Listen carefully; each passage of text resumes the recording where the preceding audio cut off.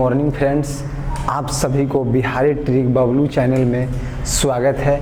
आज हम लोग पॉलिटिकल साइंस में बात करेंगे भारत के संविधान में। दोस्तों, भारत के संविधान के दोस्तों एक महत्वपूर्ण चैप्टर आज हम लोग देखेंगे, मौलिक अधिकार को दोस्तों, जो एग्जाम के व्यू से काफ़ी महत्वपूर्ण है दोस्तों, उस पर ही आज हम लोग बात करेंगे।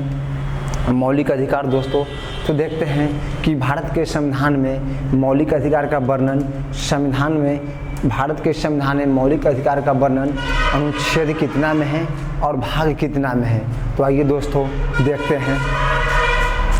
मौलिक अधिकार का वर्णन दोस्तों संविधान के भाग 3, देखिए दोस्तों, संविधान के भाग 3 और अनुच्छेद 12 से 35 तक मौलिक अधिकार का वर्णन है दोस्तों। अब दोस्तों देखते हैं कि मौलिक अधिकार अपना भारत के संविधान में कहाँ के संविधान से लिया गया है। तो देखिए दोस्तों, मौलिक अधिकार अपना भारत के संविधान में अमेरिका के संविधान से लिया गया है दोस्तों। अब दोस्तों देखिए, आप कभी कभी देखते होंगे क्वेश्चन की भाग 3 को मैग्ना कार्टा कहा जाता है। तो दोस्तों आपको बताते हैं मैग्ना कार्टा होता क्या है और मैग्ना कार्टा कहते क्यों हैं। तो देखिए दोस्तों, भाग 3 को मैग्ना कार्टा कहा जाता है। देखिए दोस्तों, मैग्ना कार्टा एक इंग्लैंड में 1215 ईस्वी में एक कानून बना था, जिसको दोस्तों मैग्ना कार्टा कहते हैं। और सबसे पहले दोस्तों मौलिक अधिकार इंग्लैंड में ही लागू किया गया था 1215 ईस्वी में। जो वहाँ के शासक जॉन थे, उन्होंने अपने अधिकारों को कटौती करते हुए वहाँ के लोगों को मौलिक अधिकार प्रदान किए थे। अब दोस्तों हम लोग देखते हैं कि इधर देख लेते हैं दोस्तों कि मौलिक अधिकार कहाँ से लिया गया है, ये सब दिखा देते हैं आपको। कुछ मौलिक अधिकार के महत्वपूर्ण अनुच्छेद है दोस्तों, जो सिर्फ भारतीयों को ही उपलब्ध है, बाकी विदेशियों को नहीं दोस्तों। और कुछ मौलिक अधिकार का दोस्तों अनुच्छेद ऐसे हैं जो आपातकाल के समय भी दोस्तों वो समाप्त नहीं की जा सकती है। तो देखिए दोस्तों, आपको दिखाते हैं कौन कौन से हैं। देखिए दोस्तों, आपका मौलिक अधिकार सबसे पहले दोस्तों इंग्लैंड में लागू किया गया था 1215 ईस्वी में दोस्तों। अब देखते हैं कि मौलिक अधिकार का दोस्तों वो कौन सा महत्वपूर्ण अनुच्छेद है जो सिर्फ भारतीयों को ही प्राप्त है। तो देखिए दोस्तों, बस देखिए इधर आपको दिखाते हैं। अनुच्छेद 15, अनुच्छेद 16, अनुच्छेद 19, अनुच्छेद 29 और अनुच्छेद 30। दोस्तों ये मौलिक अधिकार का 5 ऐसे अनुच्छेद हैं जो सिर्फ भारतीयों को ही उपलब्ध है दोस्तों। तो आपको 15, 16, 19, 29, 30 ये 5 ऐसे अनुच्छेद है दोस्तों जो सिर्फ भारतीयों को ही प्राप्त है। अब दोस्तों बताते हैं आपको कि दो कौन सी ऐसी अनुच्छेद है जो आपातकाल के भी समय मौलिक अधिकार का नहीं समाप्त किया जाता है। तो देखिए दोस्त, आपका अनुच्छेद आपका 20, अनुच्छेद दोस्तों ये आपका 20 और 21, ये 2 ऐसे अनुच्छेद है दोस्तों जो आपातकाल के समय भी इसे समाप्त नहीं किया जा सकता है दोस्तों।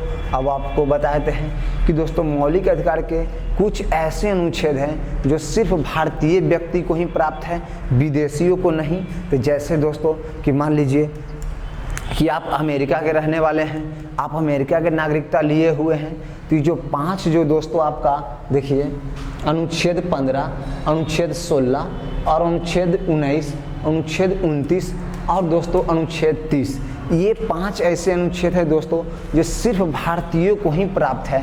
तो दोस्तों आप ये भी कह सकते हैं कि कोई जो भारतीय व्यक्ति हैं जो विदेश में रह रहे हैं, तो ऐसा नहीं है कि उनको प्राप्त नहीं होगा, उनके पास भारत का नागरिकता है, तो उनको दोस्तों ये 5 अधिकार प्राप्त है। लेकिन जो अगर आप विदेश में रह रहे हैं, आप विदेश के ही नागरिकता ले लिए हैं, तब आपको दोस्तों ये 5 अनुच्छेद नहीं प्राप्त होगा।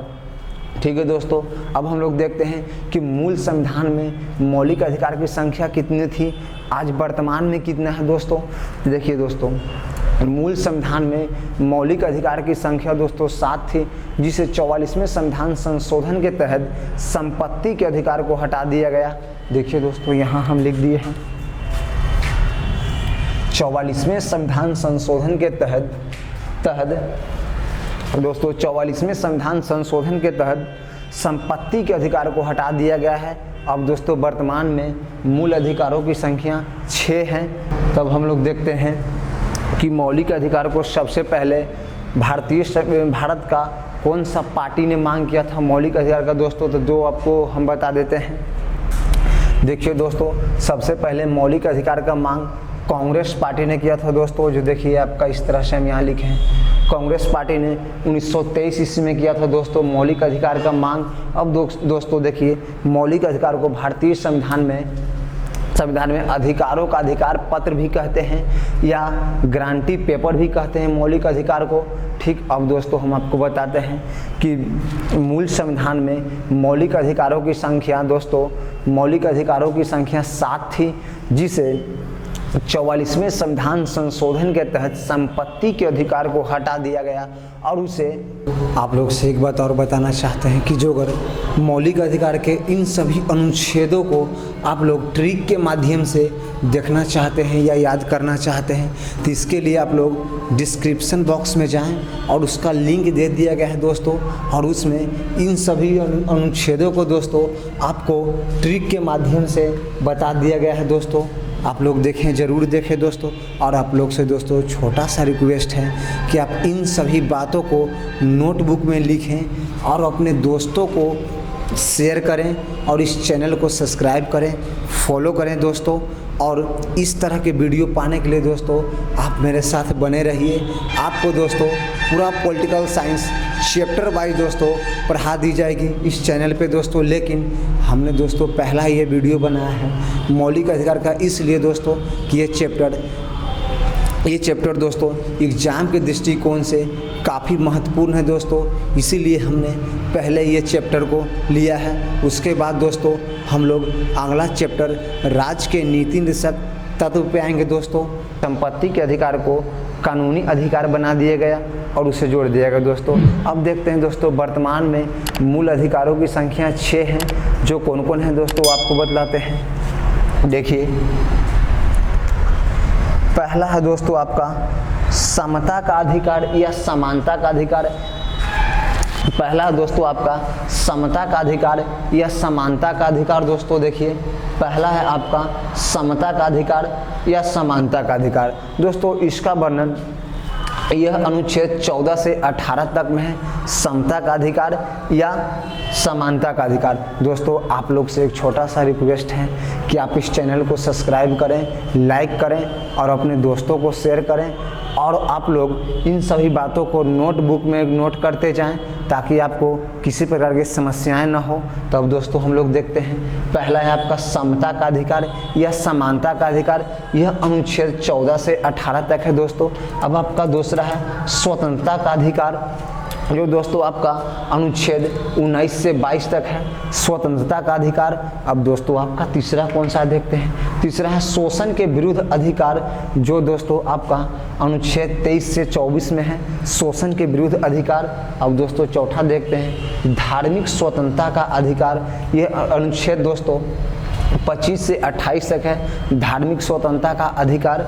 अब देखते हैं दोस्तों पाँचवा है शिक्षा एवं संस्कृति का अधिकार। देखिए दोस्तों, इसका वर्णन अनुच्छेद 29 से 30 तक है, शिक्षा एवं संस्कृति का अधिकार। अब दोस्तों देखते हैं लास्ट छठा, संवैधानिक उपचारों का अधिकार, अनुच्छेद 32 में है दोस्तों। और एक बात और जान लीजिए दोस्तों, डॉक्टर भीमराव अंबेडकर ने ही अनुच्छेद 32 को संविधान के आत्मा कहे हैं। तो आज दोस्तों हम लोग देखते हैं पहला समता का अधिकार या समानता का अधिकार। दोस्तों इसमें हम लोग देखेंगे अनुच्छेद 14 से 18 तक को बात करेंगे दोस्तों कि इन सभी अनुच्छेदों को में क्या कहा गया है। देखिए दोस्तों, हम आपको बताते हैं इस तरह से, लेकिन दोस्तों हम शुरू करेंगे अनुच्छेद 12 से ही। तब हम लोग देखते हैं पहला हम लोग देखते हैं दोस्तों समता का अधिकार या समानता का अधिकार। लेकिन दोस्तों समता या समानता का अधिकार देखने से पहले आपका 2 अनुच्छेद और है, जो देख लेते हैं, अनुच्छेद 12 और अनुच्छेद 13। तो देखिए दोस्तों, अनुच्छेद 12 में क्या है जो हम आपको बताते हैं। देखिए दोस्तों, अनुच्छेद 12 में आपका है राज्य का परिभाषा। देखिए दोस्तों, राज्य तो आप लोग समझते हैं कि राज्य किसे कहते हैं, जो आप लोग नहीं समझते हैं कि राज्य किसी भी क्षेत्र को कहलाने के लिए क्या होना चाहिए, जो आपको बतलाते हैं। तो दोस्तों आपको क्लियर हो जाएगा। देखिए राज्य किसे कहते हैं। राज्य किसी भी क्षेत्र को होने के लिए दोस्तों 4 चीज़ें आवश्यक हैं, जो आपको बताते हैं पहला आपका जनसंख्या दोस्तों, दूसरा आपका क्षेत्रफल, तीसरा दोस्तों आपका संप्रभुता और चौथा शासन व्यवस्था होनी चाहिए दोस्तों। तो आप लोग देखिए ये 3 बातों को समझ रहे होंगे, जनसंख्या, क्षेत्रफल और शासन को आप लोग समझ रहे होंगे, लेकिन बहुत से ऐसे हमारे दोस्त हैं जो संप्रभुता को नहीं समझ रहे होंगे कि संप्रभुता किसे कहते हैं। तो देखिए दोस्तों संप्रभुता किसे कहते हैं, जैसे आपका कोई आंतरिक मामला में कोई भी देश छेड़छाड़ ना करे उसे दोस्तों हम लोग संप्रभुता समझते हैं, समझे। जैसे कि दोस्तों आप लोग कह सकते हैं अब कि बिहार एक राज्य नहीं है, रियल में दोस्तों संवैधानिक जो अगर दृष्टिकोण से देखा जाए तो बिहार एक राज्य नहीं है, लेकिन हम लोग राज्य कहते हैं, ठीक है दोस्तों। तब हम लोग देखते हैं आपको अनुच्छेद 12 समझा दिए कि अनुच्छेद 12 में दोस्तों राज्य का परिभाषा है। अब दोस्तों हम लोग देखते हैं अनुच्छेद 13 को। देखिए दोस्तों अनुच्छेद 13 आपका ये है, अनुच्छेद 13 में दोस्तों कहा गया है कि यह न्यायालय में प्रवर्तनीय है। तो प्रवर्तनीय मतलब क्या है दोस्तों, जो आपको बताते हैं। देखिए जो अगर आपका मौलिक अधिकार का कोई हनन करता है दोस्तों तो आप उसके लिए न्यायालय जा सकते हैं, हाँ, लेकिन आपका राज्य का नीति निषेध तत्व जो अगर आपको पढ़ाएंगे तो उसमें हम बताएं कि वो परिवर्तनीय नहीं है। ये दोस्तों मौलिक अधिकार है जो आपका न्यायालय प्रवर्तनीय है। जो अगर आपका मौलिक अधिकार का कोई व्यक्ति हनन करता है तो आप अनुच्छेद 13 के तहत सुप्रीम कोर्ट या हाई कोर्ट जा सकते हैं, ठीक दोस्तों। तो आपको हम अनुच्छेद 12 और अनुच्छेद 13 बता दिए। अब दोस्तों हम आपको बताते हैं समता का अधिकार या समानता का अधिकार। हाँ दोस्तों अब आप लोग से छोटा सा एक रिक्वेस्ट है कि इन सभी बातों को नोटबुक में नोट करते जाएं और इस चैनल को सब्सक्राइब करें और इस तरह के वीडियो पाने के लिए इस चैनल को फॉलो करें और अपने दोस्तों को शेयर करें। तो देखिए दोस्तों हम लोग देखते हैं समता का अधिकार या समानता का अधिकार। तो देखिए दोस्तों इसमें अनुच्छेद आपको 14 से 18 तक पढ़ना है दोस्तों। तब हम लोग देखते हैं अनुच्छेद 14 में क्या है जो देखते हैं दोस्तों। तो अनुच्छेद 14 में दोस्तों विधि के समक्ष समानता। देखिए दोस्तों विधि के समक्ष समानता का मतलब क्या होगा कि देखिए इसका कहने का मतलब है कि विधि के समक्ष समानता का मतलब होता है दोस्तों कि विधि के सामने एक सभी समान होना चाहिए दोस्तों। वही हुआ आपका विधि के समक्ष समानता कि विधि के सामने एकदम सब समान होना चाहिए कानून के सामने दोस्तों। जैसे चाहे तो आप एक अधिकारी रहें फिर भी आपके लिए विधि एक समान है, चाहे आप एक आम आदमी हो उन पे ही वही कानून लगेगा दोस्तों जो आप पे लगेगा। लेकिन दोस्तों आप 2 बात याद रखिएगा कि राष्ट्रपति और राज्यपाल ये 2 ऐसे पद हैं कि जो पद पे रहते हुए वो कोई भी घटना कर देंगे तो उन पे दोस्तों कोई कानून नहीं लागू होगा। हाँ उन्हें पद से हटने के बाद उन पे दोस्तों कानून लागू होगा। तो आप दोस्तों अनुच्छेद 14 समझ गए होंगे कि विधि के समक्ष समानता। तो विधि के सामने दोस्तों सभी समान हैं कानून के सामने। अब दोस्तों हम लोग देखते हैं अनुच्छेद 15। अनुच्छेद 15 को देखते हैं दोस्तों, यह है आपका अनुच्छेद 15। अनुच्छेद 15 कहता है दोस्तों कि धर्म, लिंग, जाति, जन्म स्थान और वंश के आधार पर दोस्तों कोई भेदभाव नहीं किया जाएगा। जैसे दोस्तों आप लोग पहले सुनते होंगे कि वो हरिजन कास्ट के लोग हैं उन्हें मंदिर नहीं जाने दिया जाता था, तो बहुत सा चीज़ में रोका जाता था दोस्तों कि निम्न वर्ग के लोगों को शिक्षा के अधिकार नहीं था दोस्तों। तो इन सभी बातों का भेदभाव नहीं करना है दोस्तों। अनुच्छेद 15 के तहत देखिए आपको फिर से दोहरा देते हैं, धर्म, जन्म स्थान, धर्म, लिंग, जाति, जन्म स्थान और वंश के आधार पर दोस्तों कोई भेदभाव नहीं अनुच्छेद 15 के तहत है दोस्तों, ठीक। अब दोस्तों आपसे हम अनुच्छेद 15(4) के बारे में बात करते हैं दोस्तों, जो आपका देता है SC ST को शिक्षा में आरक्षण देता है दोस्तों। अनुच्छेद 15(4) SC ST को दोस्तों शिक्षा में आरक्षण देता है अनुच्छेद 15(4). अब दोस्तों हम लोग आपको बताते हैं अनुच्छेद 15(6). अनुच्छेद 15(6) में दोस्तों है दोस्तों EWS को शिक्षा में 10% का आरक्षण दिया गया है दोस्तों। EWS को अनुच्छेद 15(6) के तहत दोस्तों EWS को शिक्षा में 10% आरक्षण दिया गया है दोस्तों। लेकिन दोस्तों बहुत से ऐसे दोस्त हैं जिनको EWS ही नहीं समझ में आता है कि किसे कहते हैं, EWS क्या होते हैं। तो दोस्तों EWS क्या होते हैं जो हम बताते हैं। देखिए जैसे कि दोस्तों आप जनरल में आते हैं लेकिन आपका घर में इनकम 8 लाख रुपया से प्रति वर्ष कम है तो आप EWS में आते हैं, या आप 8 लाख से ज़्यादा कमा रहे हैं लेकिन सरकार को आप दिखा रहे हैं कि हम 8 लाख से कम कमा रहे हैं तो आप EWS में आते हैं। ठीक दोस्तों, तो आप समझ गए हैं कि EWS किसे कहते हैं, क्या होते हैं EWS। अब दोस्तों हम आपको बताएं कि अनुच्छेद 15(6) के तहत EWS को शिक्षा में 10% की आरक्षण है दोस्तों। अब देखते हैं हम लोग अनुच्छेद 16 को दोस्तों। ये अनुच्छेद 16 में क्या है दोस्तों, तो अनुच्छेद 16 में दोस्तों कि लोक नियोजन में अवसर पाने की समानता है दोस्तों। लोक नियोजन क्या होता है, जैसे दोस्तों सरकारी जॉब इस सब में आपको अवसर पाने की समानता है दोस्तों। जैसे कि कोई भी फॉर्म आया उसको आप भी भर सकते हैं, सब लोग भर सकते हैं दोस्तों। यही हुआ आपको लोक नियोजन में अवसर पाने की समानता। अनुच्छेद 16 कहता है दोस्तों कि लोक नियोजन में अवसर पाने की समानता दोस्तों। देखिए लोक नियोजन में अवसर पाने की समानता दोस्तों, जैसे अनुच्छेद 16 के तहत दोस्तों कि लोक नियोजन में अवसर पाने की समानता, जैसे आप सरकारी किसी भी फॉर्म आता है उसे आप भर सकते हैं, ये आपका समानता है। ठीक, देखिए दोस्तों अब है आपका अनुच्छेद 16(6). इसमें दोस्तों क्या कहा है कि अनुच्छेद 16(6) में कहा गया है दोस्तों कि देखिए EWS को नौकरियों में दोस्तों 10% की आरक्षण दी गई है। EWS को अनुच्छेद 16(6) के तहत दोस्तों EWS को नौकरियों में 10% की आरक्षण दी गई है दोस्तों। अब देखते हैं हम लोग अनुच्छेद 17 को दोस्तों कि अनुच्छेद 17 में क्या है।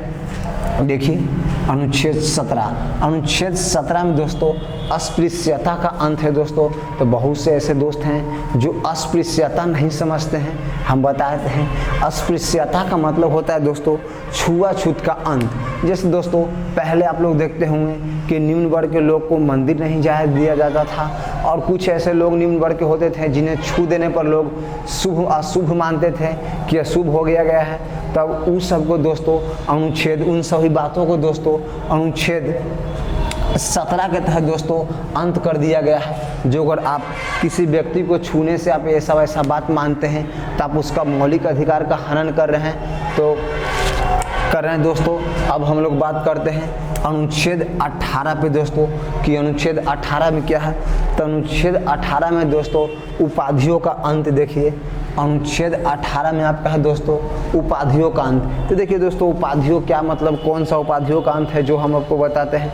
जैसे कि दोस्तों आप लोग सुनते होंगे बड़ी पहले गांव में कि गोप जी हैं, गोप जी। तो देखिए दोस्तों आपको गोप जी के नाम से कोई भी बुला सकते हैं, इसमें कोई दिक्कत नहीं है, लेकिन आप सरकारी कागजात पे लिख नहीं सकते हैं कि हम गोप जी हैं। चाहे सुनते हो कि मुखिया जी, विधायक जी, DM जी। तो दोस्तों आपको नाम से कोई व्यक्ति इस तरह से बुलाते हैं तो कोई इसमें आपत्ति नहीं है, लेकिन आप सरकारी कागजात पे नहीं लिख सकते हैं। हाँ, जो अगर आप DM रियल में हैं तो आप लिख सकते हैं कि हम DM जी हैं दोस्तों, इसमें कोई आपत्ति नहीं है, आप लिख सकते हैं। हाँ दोस्तों, लेकिन आप लोग से एक छोटा सा रिक्वेस्ट है कि इस चैनल को सब्सक्राइब करें और इस तरह के वीडियो पाने के लिए इस चैनल को फॉलो करें और अपने दोस्तों को शेयर करें और इन सभी बातों को नोटबुक में लिखें, या चाहे तो आप लोग स्क्रीनशॉट भी ले सकते हैं, लास्ट में हम साइड हो जाएंगे, आप ले सकते हैं। ठीक है दोस्तों, तब आपको हम अनुच्छेद 18 को बढ़िया से बताते हैं। अच्छा दोस्तों गोप जी जो अगर आपको कोई गांव में कहते हैं तो कोई दिक्कत नहीं है, आप कह सकते हैं, लेकिन दोस्तों आप सरकारी कागजात में नहीं लिख सकते हैं कि हम गोप जी हैं। तो कितना के तहत दोस्तों, अनुच्छेद 18 के तहत। हाँ दोस्तों, तो लेकिन आप लोग सुनते होंगे कि कितने लोग लिखते हैं कि डॉक्टर अजय कुमार, डॉक्टर कोई कुमार भी लिखते हैं, तो ही तो आप कह सकते हैं कि ये भी तो एक प्रकार का उपाधि है, तो ये क्या है लिख दिए।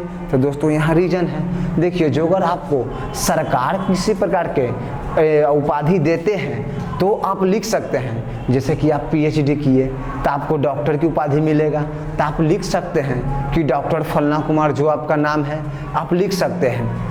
जैसे दोस्तों किसी तरह का आपका अवार्ड मिला तो आप ये नहीं है कि आप वो अवार्ड को लिख सकते हैं कि जो परमवीर चक्र फलना कुमार, ऐसे आप नहीं लिख सकते। हाँ उसको आप दिखा सकते हैं कि ये हमको मिला है, लेकिन आप उसको लिख नहीं सकते हैं दोस्तों।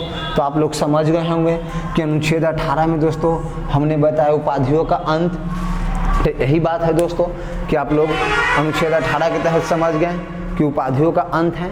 आप किसी भी उपाधि को सरकारी कागजात में लिख नहीं सकते हैं, बोल सकते हैं दोस्तों, समझ गए।